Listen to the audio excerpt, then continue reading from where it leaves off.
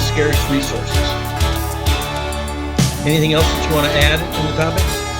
That'll take about 16 weeks to get through all that. Yeah, that's a loaded list right there for sure. Let me start it off by this way, if I could.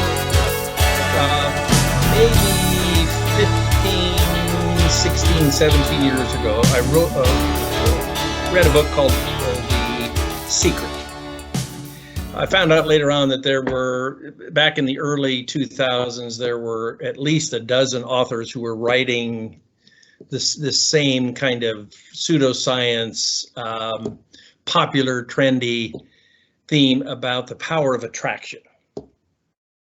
And I ended up enjoying the book very much. It was kind of a breath of fresh air about self-help, and ended up participating in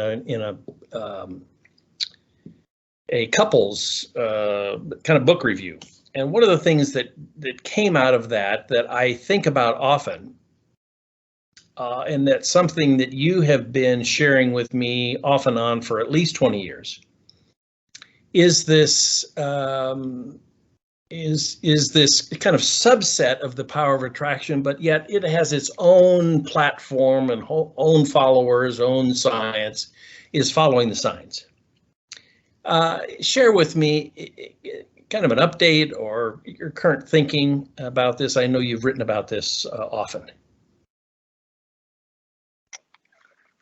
Yes, follow signs, loaded one, another loaded one among a list of loaded ones. So, and you'll have to refresh me on the attraction, because I can't remember if I've actually read The Secret directly. I read a couple of things around that. I don't know if that was Khalil, so-and-so, I don't remember exactly, but there was a couple of things from that era that I had flipped through. My follow the signs kind of thinking really came out of really this sense of desire to be an entrepreneur for many years. You and I talked from the beginning about how do we go out and launch something, and so I always tried to create business plans, chase it down, do all these things, trying to facilitate, trying to will it into being, and with a notion of what that meant. And it was probably the late 2000s, I guess, late to early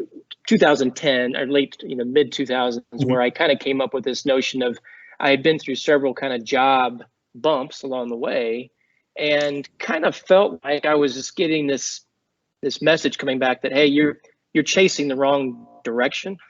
you're trying to keep finding these jobs that either paid a certain salary, did a certain thing, we're in a certain place, we're in a whatever, and it wasn't working out. And so I kind of went through a mode of surrender to some of that. I mean, kind of, all right, what is it kind of thing.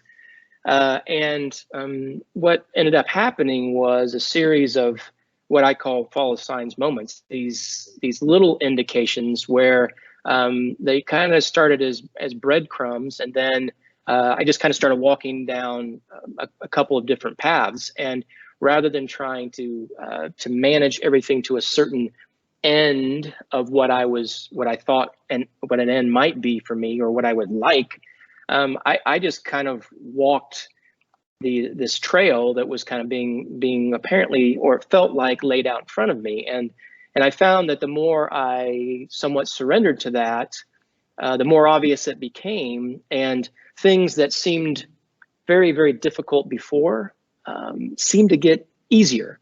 It didn't mean that it was easy. It just meant that unlikely things kind of lined up, and so it kind of turned into this. Were they somehow clearer to you, these things that you should follow? How did you feel it internally?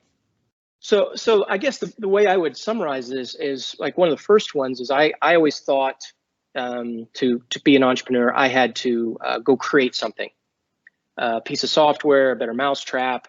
Then I had to go out to somewhere near you in California and find a venture capitalist who would fund me. And then I'd go grow it and make billions of dollars. And that's how I'd be an entrepreneur. That's right. That's how it worked.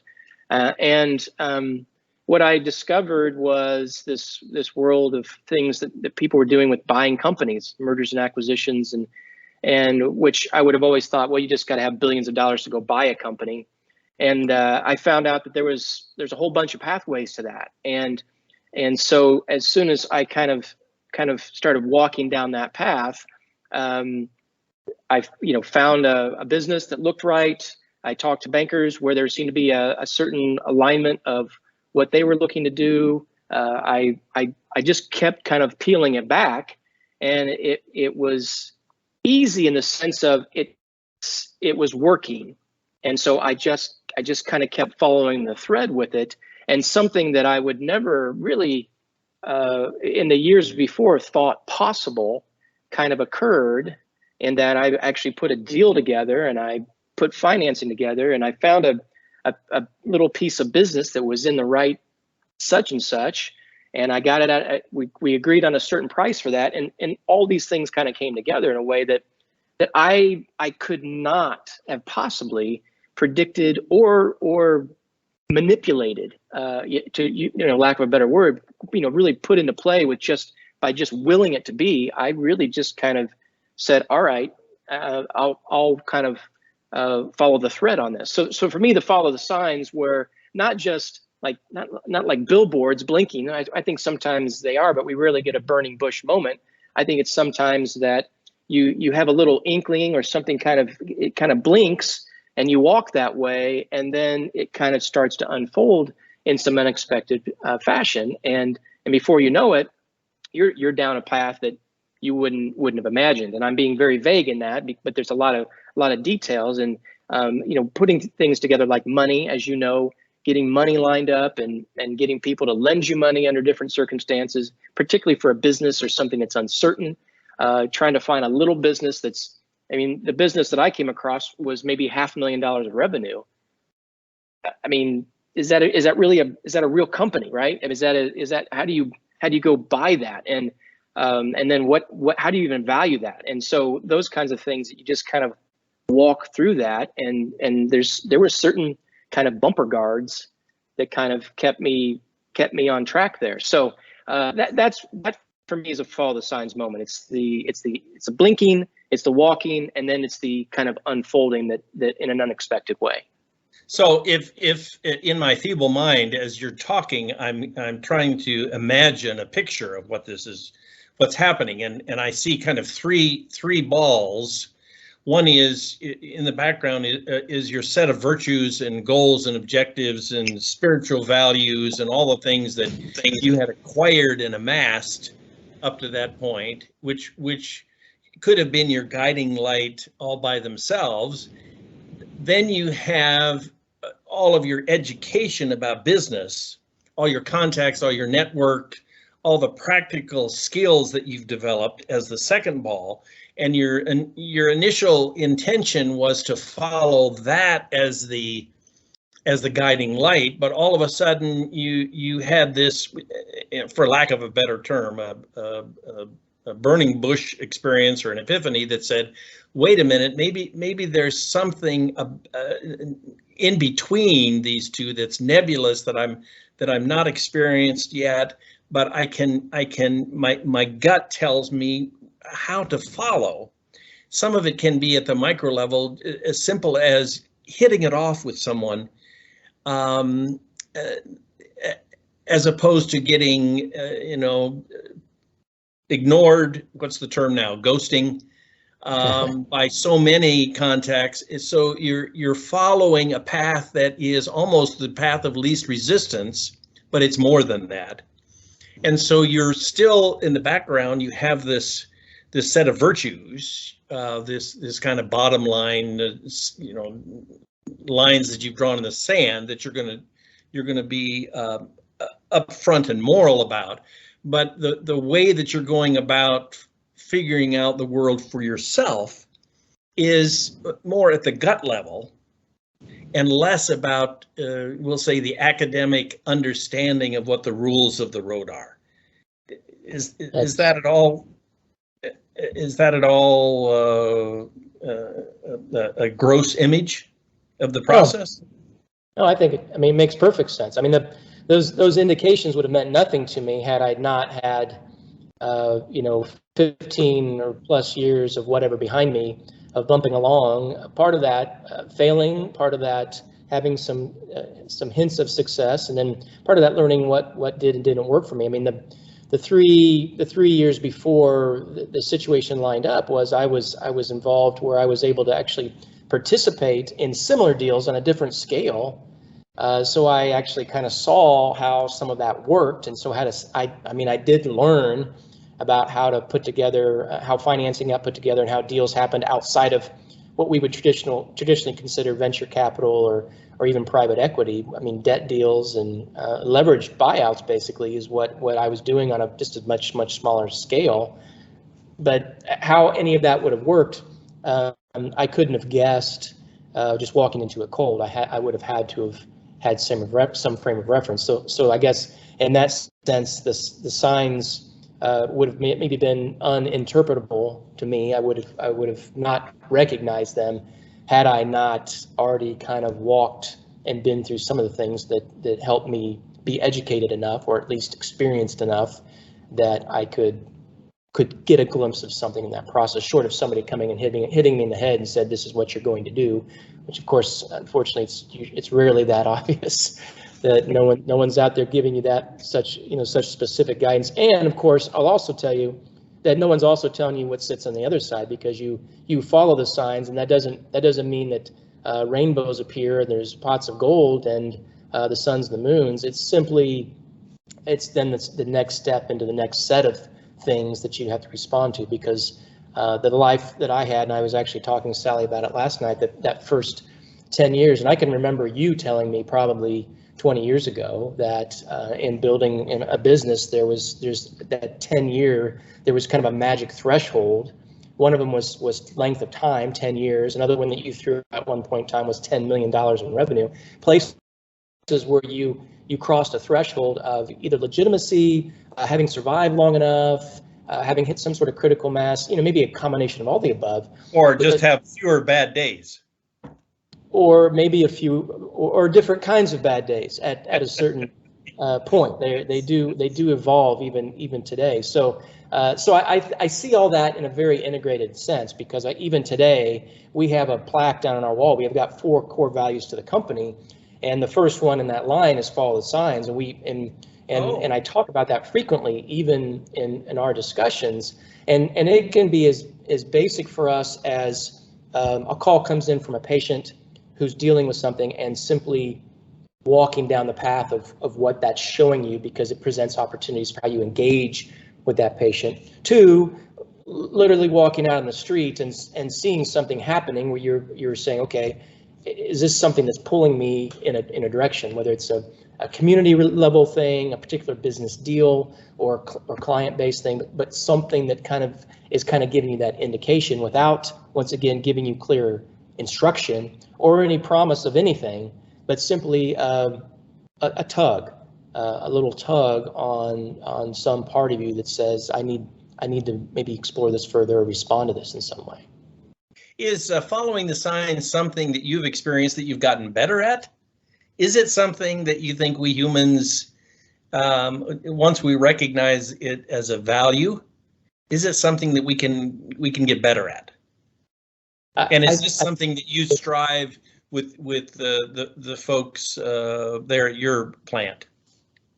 You probably get several different answers to that around here, because people, everybody kind of embraces it in their own way. But I think the answer is yes, in the sense of maybe not getting better at it, because ultimately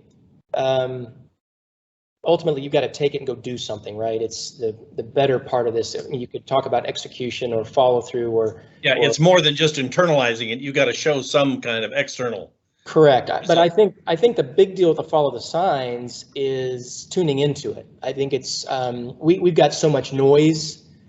We are oblivious to things that are coming our way all the time. We miss them all. I mean, think of something like a relationship. A man and a woman interacting in some way, and men in a stereotypical way, we tend to get a bad rap for being oblivious to things, and sometimes that's true because we become distracted, we're focused in other places, and there's signs, they're coming in, and we often miss them, and that goes on all fronts. Yeah, and I think getting better at it means either slowing down a bit or being able to tune in or have your net or your radar cast wide enough that you're more receptive. Because I think for me personally, a lot of my early struggle, we're always going to struggle to some degree, but a lot of my my battle with casting myself on the rocks against where I should be going and what my purpose and direction were in terms of the career, the entrepreneurial types of thing was I wasn't real good at tuning into the little indicators. I was always looking for grand billboards or lunar alignment or solar eclipses, and it's a whisper. It's just an ephemeral. It's just a little sense, and it always comes in like that. So that's what you got to be tuned into, because no one usually comes to you laying it all out in front of you and just making it obvious, because that's just not how it works. So at least in my experience, I suppose somebody somewhere has found that, but that not for me. Following the signs is really tuning into the very small and the very quiet and very subtle. Any great books that you've read in the last 6 months or year that you that has shed new light on the world to you? Oh man, other than your own. Writing books is its own shedding light on the world. I still tell Sally I write for myself. If someone picks something up and it connects somewhere, by the way, thank you for your continued support all these years later with showing up on those things. So I read. So I track. I like to use Goodreads. So I read 20 books is about my target for me being able to, one, keep the inputs coming, and two, actually be able to take the time to consume it in a meaningful way. I suppose I could press through, and 20 might be pushing it, but the last about 20 annually. Yeah. Yep. About 20 annually, and of varying sizes, and I try to mix it up from biographies to I've done a lot of my Catholic spirituality has been a real big one for me over the last probably 36 months. So found some great philosophical and Christian writers that are resonating with me. And then the business or the you were just mentioning the other day, the fiction.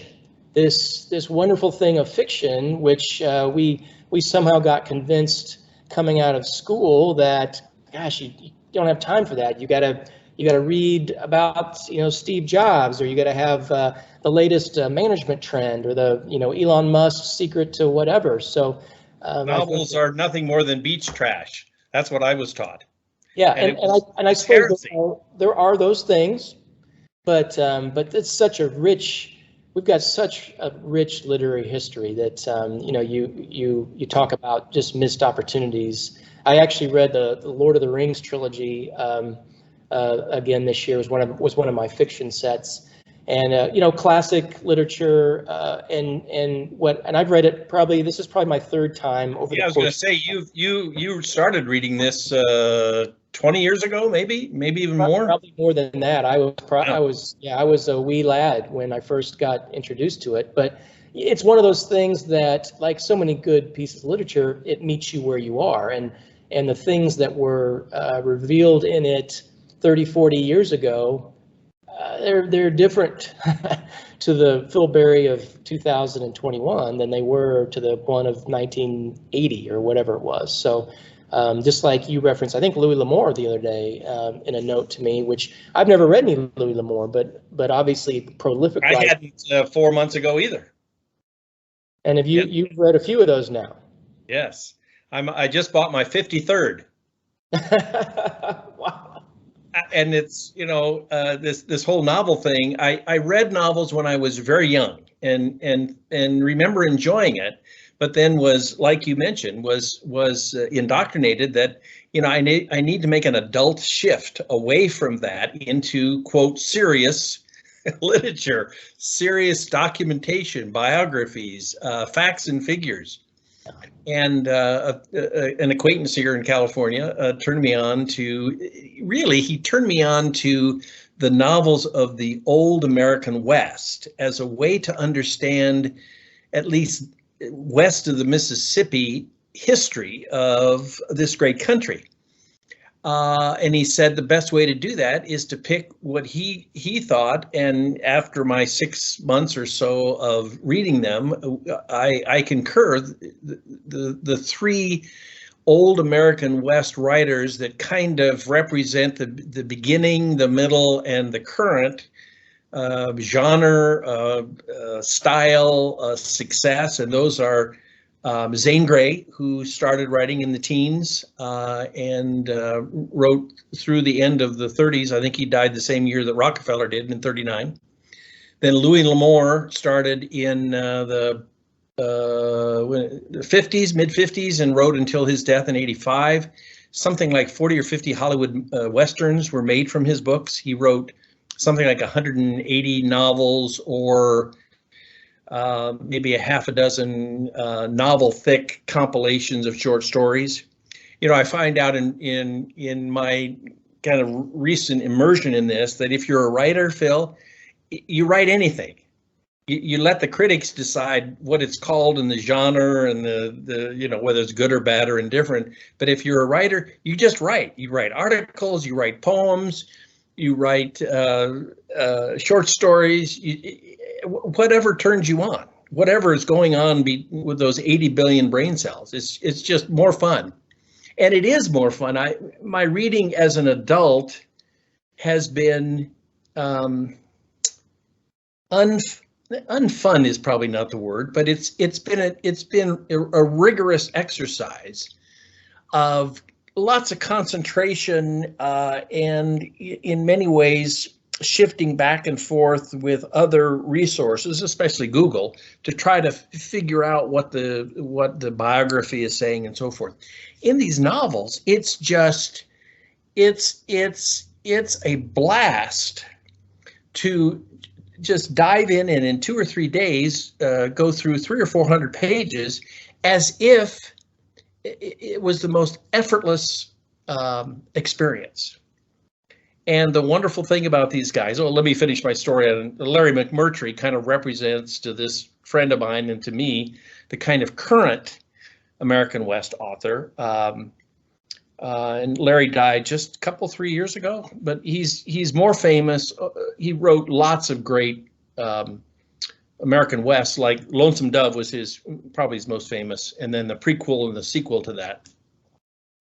But he also wrote Last Picture Show, Hollywood #1 movie in '71, and also Terms of Endearment that was directed by Robert Redford, that also captured Picture of the Year. So again, Larry represents all these guys and gals.